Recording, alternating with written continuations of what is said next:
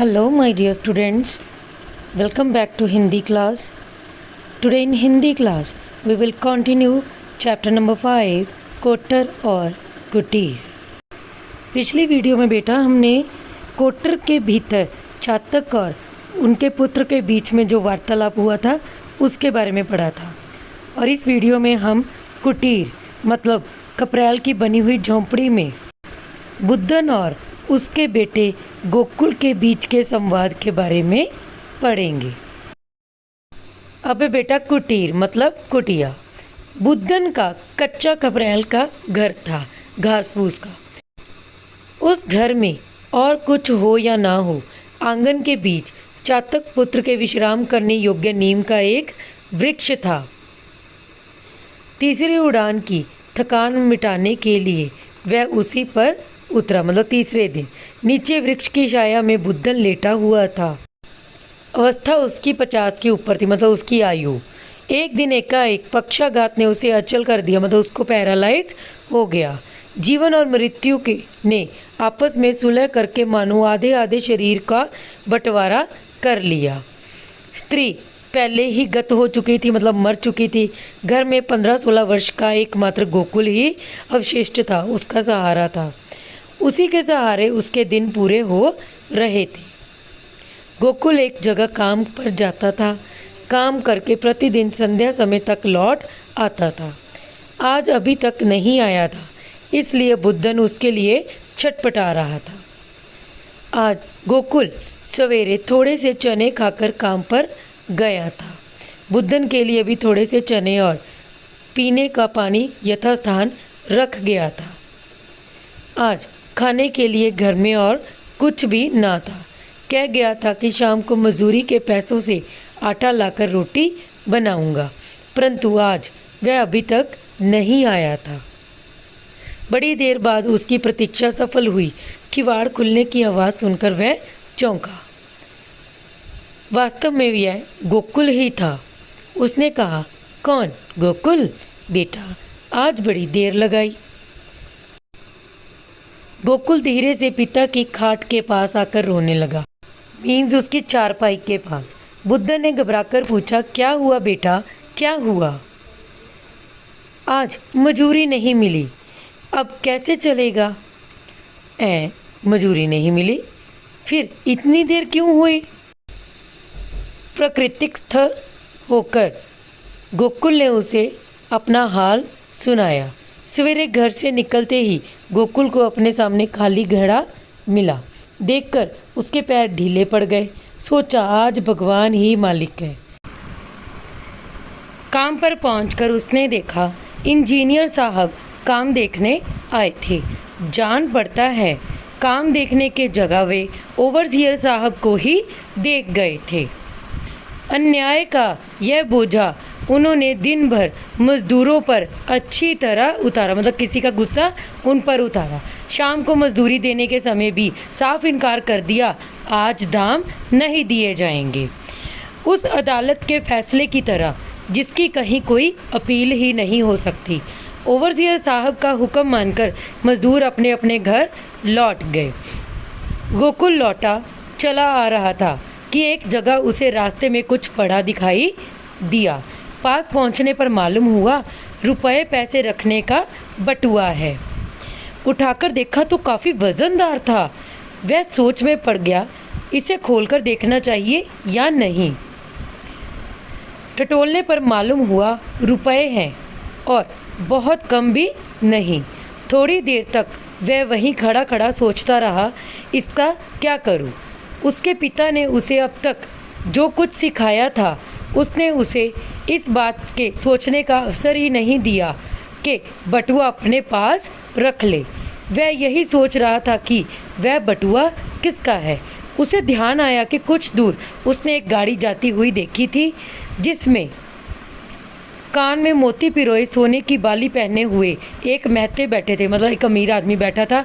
संभव है यह बटुआ उन्हीं का हो। यहाँ कुएं पर गाड़ी रोककर उन्होंने पानी पिया होगा। उसने इस बात का विचार ही नहीं किया कि गाड़ी तक पहुंचने में कितना समय लगेगा, और वह दौड़ पड़ा। लगभग आधे घंटे के परिश्रम से वह उस गाड़ी के पास पहुंच गया। गोकुल ने हाँफते हाँफते पूछा, महते, तुम्हारा कुछ खो तो नहीं गया? महते ने चौंक कर गाड़ी में इधर उधर देखा, साथ ही जेब पर हाथ रखा तो पाषाण की तरह निष्पन्द हो गया, मतलब पत्थर की तरह स्थिर हो गया। गोकुल से महते की वह अवस्था देखी न गई। वह बटुआ दिखाकर उसने झट से प्रश्न कर दिया, यह तुम्हारा है? महते ने कहा, भगवान तुझे सुखी रखे भैया, इसे कहाँ पाया? रास्ते में पड़ा था, इसमें रुपए हैं। महते ने हिसाब लगाकर बताया, 42 रुपये, एक अठन्नी, एक घिसी हुई बेकाम दुअन्नी, 10 या 12 अन्य पैसे, एक चांदी का छल्ला। गोकुल ने बटुआ खोलकर रुपए गिने, सब ठीक निकले। बटुआ हाथ में लेकर महते की आंखों में आंसू भर आए। बोले, इतनी बड़ी रकम पाकर भी जिसे उसका लोभ ना हो भैया, मैंने ऐसा आदमी आज तक नहीं देखा। यदि किसी और को यह बटुआ मिलता तो मेरा मरण हो जाता। मेरा रोम रोम आशीष दे रहा है, भगवान तुम्हें सदा सुखी रखे। यह कहकर महते ने निकालकर गोकुल को 2 रुपये देने चाहे। उसने सिर हिलाकर कहा, मेरे बप्पा ने किसी से भीख लेने के लिए मुझे मना कर दिया है। मुफ्त के ये रुपए मैं ना लूँगा। महते के सजल नेत्र विस्मय से खुले ही रह गए, मतलब हैरानी से। गोकुल थोड़ी ही देर में उस अंधकार में उनकी आंखों से ओझल हो गया। सब वृतांत सुनकर गोकुल अपराधी की भांति खड़ा होकर बोला, बप्पा, आज खाने के लिए कुछ नहीं है। महते से कुछ उधार मांग लाता तो सब ठीक हो जाता। मेरी समझ में यह बात उस समय आई ही नहीं। बुद्धन की आंखों से झरझर आंसू झरने लगे। गोकुल को अपनी दोनों भुजाओं में भरकर उसने छाती से लगा लिया। उसे जिस तृप्ति का अनुभव होने लगा वह 2-1 दिन की बात ही क्या, जीवन भर की क्षुधा शांत कर सकती थी।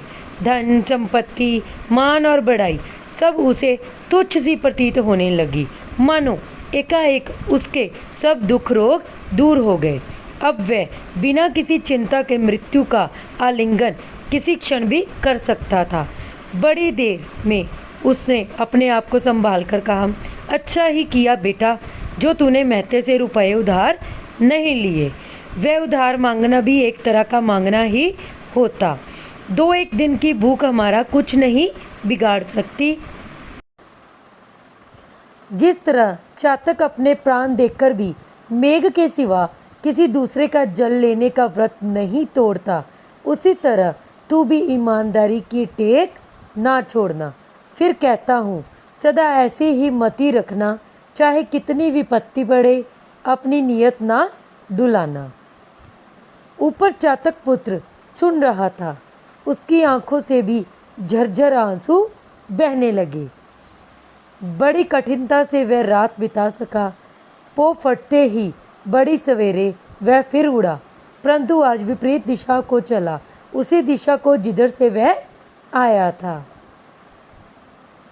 उसकी उड़ान पहले से भी तेज हो गई थी, फिर भी अपने कोटर तक पहुंचने में 4 दिन की जगह 7 दिन लग गए।